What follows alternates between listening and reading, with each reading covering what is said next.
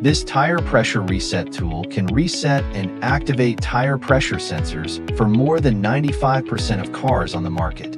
Most vehicles equipped with a 315 or 433 MHz TPMS tire pressure monitoring system must perform a sensor relearn procedure after tire sensor replacement, tire repositioning, and sensor receiver module replacement.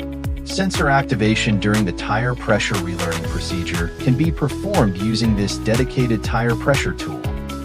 The TPMS reset tool helps you reset all your tires easier in just 3 steps. Make sure the vehicle is in TPMS learning mode and hold the top of the device vertically against the sidewall of the tire near the valve stem. Press the upper button while holding the tool against the sidewall of the tire. Activate in the order of left, front, right, rear, left, rear.